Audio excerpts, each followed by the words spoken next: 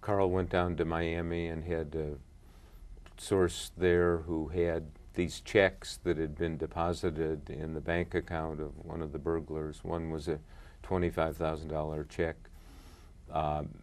made out to Kenneth H. Dahlberg, I believe, then had been endorsed over to the Nixon campaign or to Barker. I'm not sure of the details, Barker being one of the burglars. And the question was, who was Kenneth H. Dahlberg? And Carl called me back. This is the night, I believe, that McGovern drops Eagleton from the ticket. So that was the big story. Yeah. And through the help of the library at the Post, who's Kenneth H. Dahlberg? And started looking in phone books and clips, and there was no clip, but there was a picture of Dahlberg with Hubert Humphrey, the Minnesota senator. So we checked the Minnesota phone directories, and there was a Kenneth H. Dahlberg, and I called him, and he said, I gave that check to Nixon's chief fundraiser, Maurice Stans, on a golf course. And it had wound up in a burglar's bank account. So we did the story. It was on the front page, modest headline, but it did provide that linkage.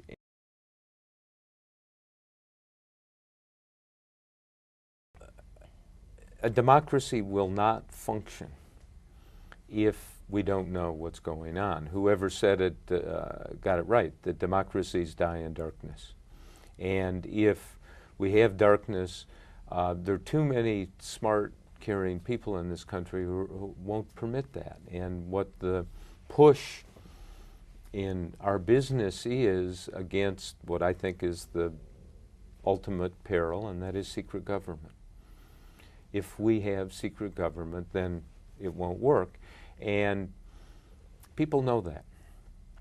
And you know, why do we now in this situation have polls that show the, you know, a vast majority of people don't like the Iraq War? It's because the media in radio, television, magazines, books, what have you, has been telling people what's going on. There is still darkness about what goes on in the Iraq War, but I tell you, there is a lot less darkness because of the efforts to find out and the really courageous efforts of people inside the government to become confidential sources and provide information and accounts that are truthful, that bring light to what's going on. And there's a public response to that is measurable.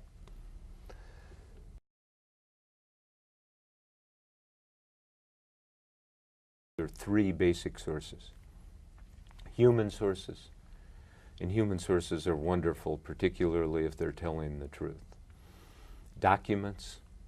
I have not seen a story ever really that a document wouldn't improve the story or be relevant to the story. An obituary, well, you know, somebody's yearbook entry or somebody, you know, there's always a piece of paper or something on the internet which will enhance your understanding and give you concrete detail. And the third is go to the scene.